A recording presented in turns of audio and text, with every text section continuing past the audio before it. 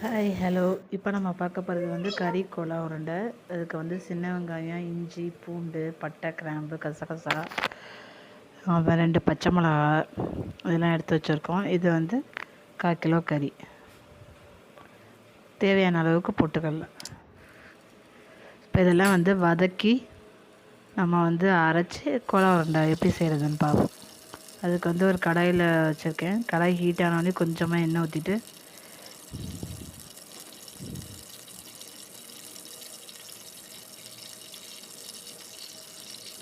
நல்லா வந்து எண்ணெய் காஞ்சதுக்கப்புறம்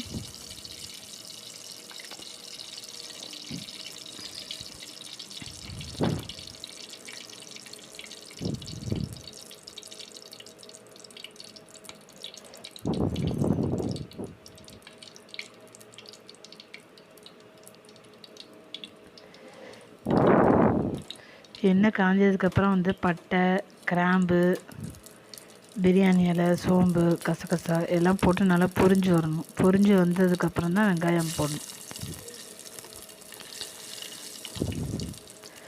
நல்லா போட்டு நல்லா பொரிஞ்சு வரணும்.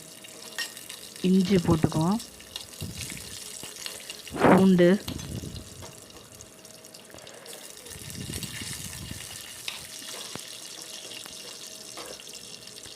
நல்லா இஞ்சி பூண்டு வதங்கினதுக்கப்புறம் 2 பச்சை மிளகா. பச்சை மிளகாவும் லைட்டாக வதங்கினோடனே வெங்காயம் போட வேண்டியதான்.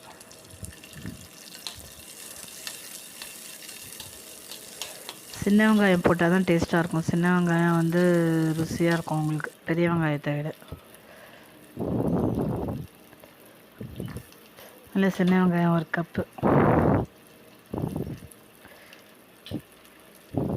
அரை மூடி தேங்காய் பூ வந்து போடனாலும் போட்டுக்கலாம். நான் தேங்காய் கீறி வச்சுருக்கேன். தேங்காய், பொட்டுக்கடலை எல்லாம் போட்டு நல்லா வதங்கினதுக்கப்புறம் கொத்தமல்லி தழை நல்லா வாசனையாக இருக்கும், உங்களுக்கு டேஸ்ட்டாக இருக்கும். அது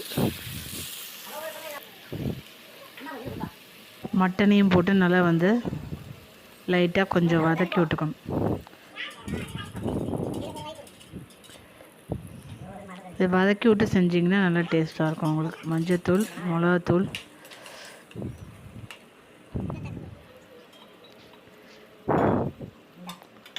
போட்டு நல்லா வதங்கினதுக்கப்புறம் ரொம்பவும் வதங்கக்கூடாது, கொஞ்சம் லைட்டாக வதங்கினதுக்கப்புறம் ஸ்டவ் ஆஃப் பண்ணிட்டு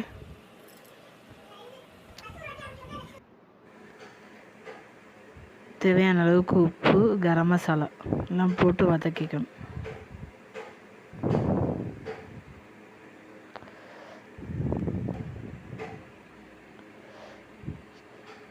குழம்புக்கு தேங்காய் எடுத்து வச்சுருக்கேன் 1 கப்பு.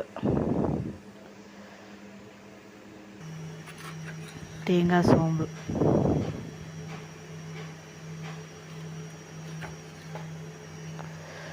பாருங்கள் இந்த மாதிரி வதக்கி ஆற விட்டு எடுத்து வச்சுக்கணும். அப்புறம் வந்து மிக்சியில் போட்டு அரைச்சி எடுத்துக்க வேண்டியதான்.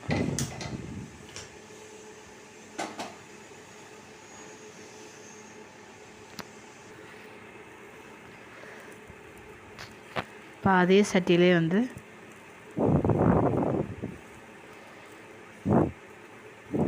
குழம்பு இப்போ தாளிக்க வேண்டியதான்.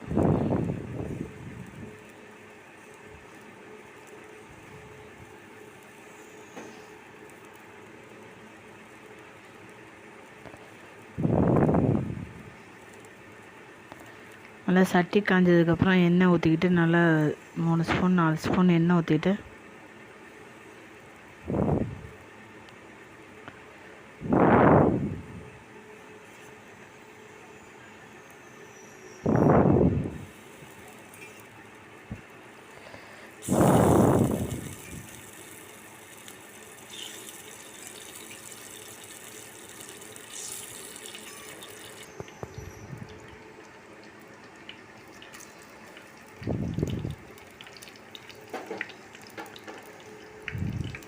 நல்லா எண்ணெய் காஞ்சதுக்கப்புறம் பட்டை, கிராம்பு, கசகசா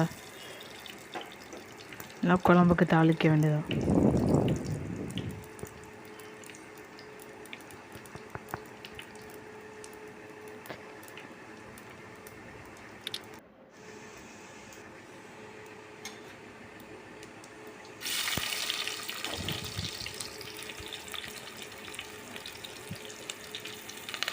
தாளித்ததுக்கப்புறம் வெங்காயம் தக்காளி போட்டு வதங்கினதுக்கப்புறம் இஞ்சி பூண்டு பேஸ்ட் எல்லாம் போட்டு வதங்கி நல்லா மசாலா கொதித்து வந்ததுக்கப்புறம் உங்களுக்கு வந்து கோலா உருண்டையை உருட்டி நல்லா வெந்து மேலே மிதந்து வந்ததுக்கப்புறம் புதினா கொத்தமல்லியை போட்டு இறக்க வேண்டியதான். நீங்களும் செஞ்சு பார்த்துட்டு எப்படி இருக்குன்னு சொல்லுங்கள்.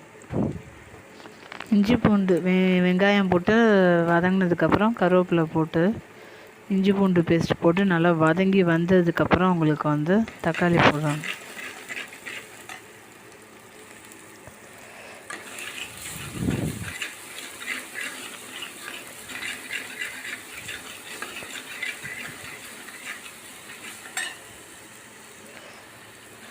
நல்லா வந்து பச்சை வாடை போக நல்லா வந்து இஞ்சி பூண்டு பேஸ்ட் வந்து நல்லா வதங்கி வரணும் உங்களுக்கு. அதுக்கப்புறம் தான் தக்காளி சேர்க்கணும். நல்லா 2 பழுத்த தக்காளி வந்து அரிஞ்சு வச்சுருக்கேன். அப்போ அதுதான் இப்போ சேர்த்துருக்கேன்.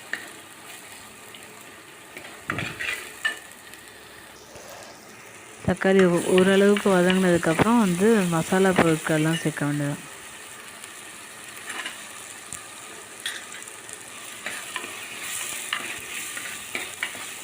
நான் ஒரு உருளைக்கிழங்கு வந்து சேர்த்துக்கிறேன். உங்களுக்கு வேணும்னா சேர்த்துக்கோங்க, வேண்டாம்னா ஸ்கிப் பண்ணிடுங்க.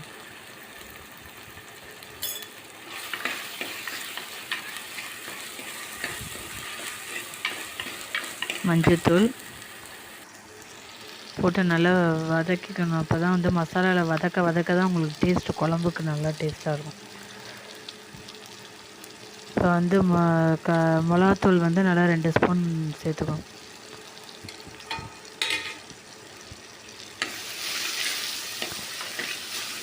மிளகாத்தூள் சேர்த்ததுக்கப்புறம் வந்து குழம்பு மிளகாய்த்தூள் வந்து நல்லா 1 ஸ்பூன் சேர்த்துக்கிட்டு நல்லா வதக்கி விடணும். இந்த மசாலா வதங்க தான் டேஸ்ட் உங்களுக்கு நல்லாயிருக்கும். உங்களுக்கு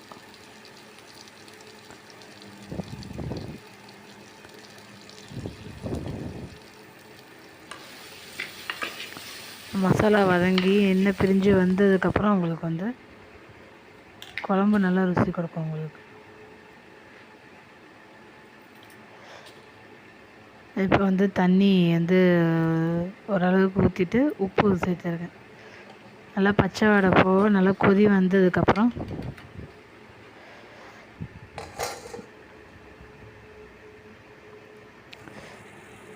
இந்த போட்டிருக்க உருளைக்கிழங்கும் கொஞ்சம் வேகணும். கொஞ்சம் நல்லா வெந்து வந்ததுக்கப்புறம் வந்து தேங்காய் அரைச்சி வச்சுருக்க தேங்காய் சேர்க்க வேண்டியது. பாருங்கள், இந்த அளவுக்கு நல்லா எண்ணெய் பிரிஞ்சு வந்ததுக்கப்புறம் தேங்காய் சேர்க்கணும். தேங்காய் சேர்த்து தேவையான அளவு தண்ணி ஊற்றிக்கிட்டு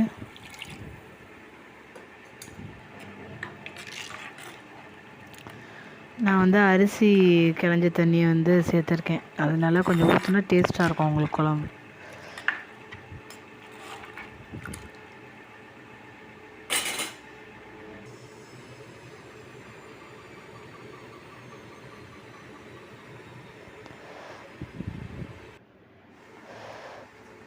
குழம்பு நல்லா கொதித்து வந்ததுக்கப்புறம் தான் வந்து கோலா உருண்டையை வந்து நல்லா போடணும். போடும் போதே கொஞ்சம் நல்லா கையால் உருட்டி போட்டிங்கன்னா கொஞ்சம் வந்து உடையாமல் இருக்கும் உங்களுக்கு. ஒவ்வொரு உருண்டைக்கும் நல்லா ஒவ்வொரு நிமிஷம் கேப் விட்டு போடணும். உருண்டை நல்லா வெந்து வந்ததுக்கப்புறம் இது மாதிரி மேலே மிதந்து வந்துடும் உங்களுக்கு. இப்படி வந்துட்டுனாலே உங்களுக்கு வந்து வெந்துருச்சுன்னு அர்த்தம். கருவேப்பிலை கொத்தமல்லி தூவி குழம்பு இறக்க வேண்டியதான். நீங்களும் செஞ்சு பார்த்துட்டு எப்படி இருக்குன்னு சொல்லுங்கள். லைக் பண்ணுங்கள், சப்ஸ்கிரைப் பண்ணுங்கள்.